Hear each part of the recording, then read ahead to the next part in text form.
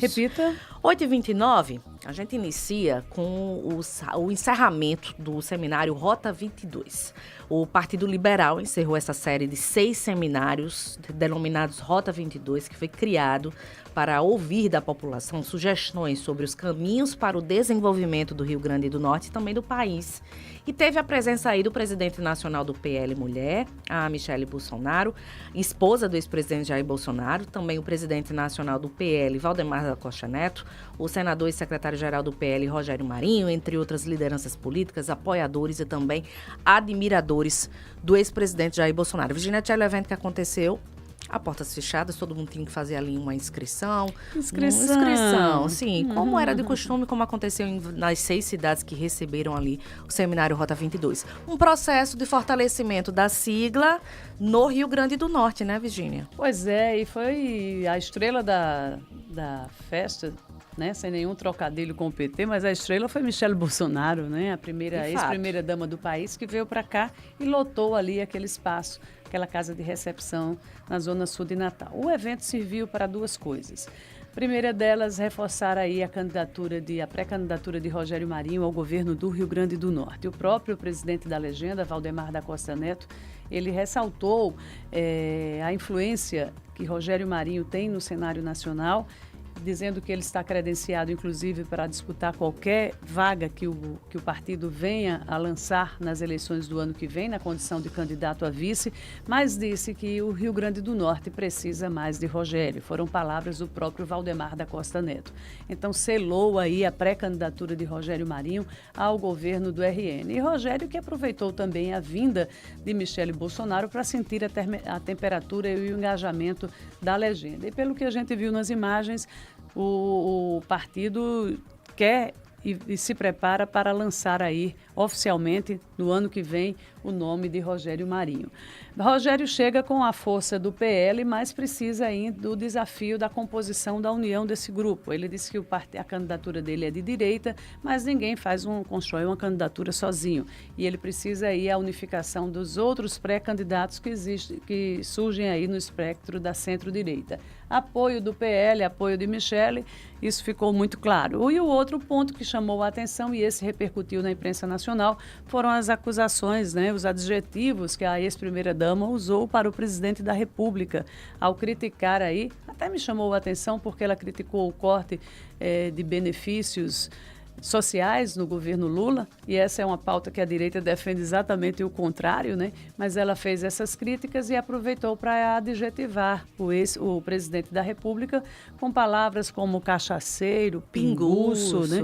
E foram essas as palavras que repercutiram durante a passagem de Michele Bolsonaro no último sábado a Natal. Críticas veladas e adjetivadas ao presidente da República. A gente vai continuar falando sobre essas camadas que tiveram aí, que aconteceram no evento do PL, vamos repercutir o PT também, e um evento da senadora Zenaide.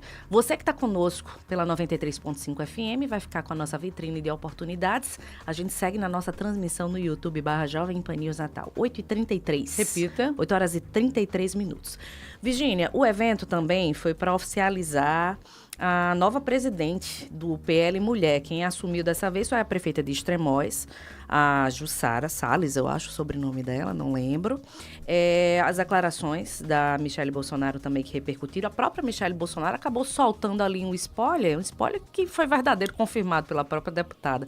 A deputada Carla Dickson realmente vai para o PL, ela acabou ali soltando, ela disse, minha deputada, né, em breve, grandes feitos pelo PL, né? Há uma expectativa da própria Carla Dickson, que já declarou que sua ida para o PL é uma questão de sobrevivência política. Sobrevivência de dias, né? Ela deve fazer isso nos próximos dias. Desde que Nina Souza, primeira-dama do município, anunciou que é candidata a deputada federal, o projeto de reeleição de Carla, que já era difícil, da deputada Carla Dickson, ficou ainda mais complicado dentro do União Brasil, né? Ela conseguir renovar essa vaga. E aí ela deve migrar para o PL, vai ser o partido do ex-presidente Jair Bolsonaro que vai abrigar a deputada. E, para mim, na minha visão, não existe sigla melhor para a deputada Carla Dickson. Ela defende todas as pautas ligadas ao bolsonarismo com unhas e dentes. No União Brasil, a gente poderia até achar que ela estaria aí não tão afinada com como diz Júlio Pinheiro, com a pauta esférica do União Brasil. Né? E se a gente analisar os nomes do União Brasil também, ficaria difícil para a própria deputada uma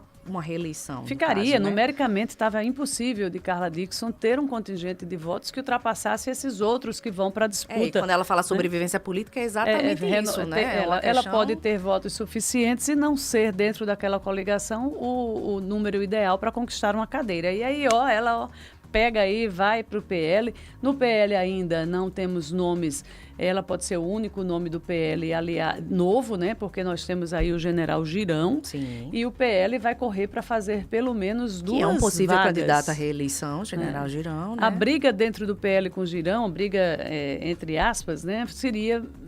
Daria mais chances a Carla Dickson. Dentro do União Brasil, ela ficaria totalmente de fora, porque há uma possibilidade do partido renovar 3 vagas e vai tentar a 4ª com a entrada aí de Nina Souza como candidata a deputada federal. Então, para Carla, o caminho natural é justamente o PL. Agora, ela subiu lá no palco, ela estava lá, ela recebeu abraços, afagos de Michele Bolsonaro, mas não deu data para deixar o União Brasil. Pois é, essas declarações a nível nacional sempre repercutem também aí os nomes ali, os possíveis substitutos ao ex-presidente Jair Bolsonaro na disputa para 2026, o ex-presidente que já teve aí a data marcada pelo STF para o seu julgamento com relação àquela tentativa de golpe, está marcado para o dia 2 de setembro, esse julgamento que foi determinado aí pelo Supremo Tribunal Federal, e de lá, daqui para lá, até lá, olho atento para 2026 os possíveis nomes, Virginia Tchelle. Mas o Michele Bolsonaro já disse que existe nome e sobrenome para 2026 e é Jair Bolsonaro mesmo com a possibilidade quase nula. Hoje esse nome ele não existe, porque ele está inelegível por 8 anos. E o grande problema da direita pode ser esse excesso de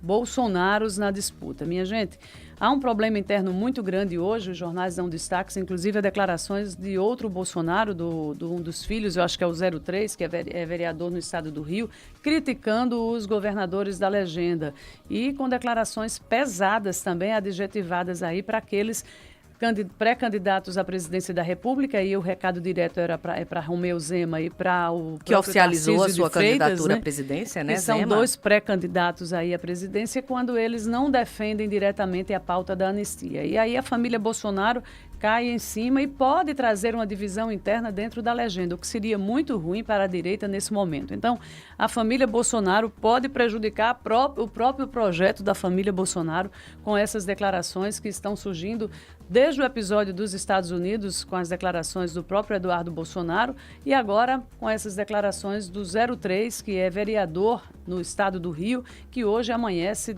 detonando, fazendo críticas a aliados governadores que têm força e que têm projetos dentro da legenda para 2026. Bolsonaro, ele vai ser julgado por um processo... Oi, Liz. A gente está de volta pela 93.5 FM, estamos repercutindo aí os desdobramentos com relação às eleições de 2026, o evento, o encerramento do Rota 22 que aconteceu aqui em Natal. Você estava falando sobre as declarações do vereador Carlos Bolsonaro, que fez ali um pronunciamento extenso nas suas redes sociais, na Rede X, chegou a falar que os governadores de direita agem como ratos, e a gente estava repercutindo aí como essas declarações podem prejudicar o próprio PL. O próprio PL, a própria direita nesse momento. Então é preciso baixar a temperatura da família Bolsonaro. As declarações que são dadas nesse momento na luta pela anistia, elas estão atingindo diretamente aliados da própria legenda. Romeu Zema, minha gente, governador de Minas Gerais, lançou a pré-candidatura dele no final de semana, e bastou isso para o filho de Bolsonaro criticá-lo. Não citou nomes, mas foi uma indireta direta, como a gente costuma falar,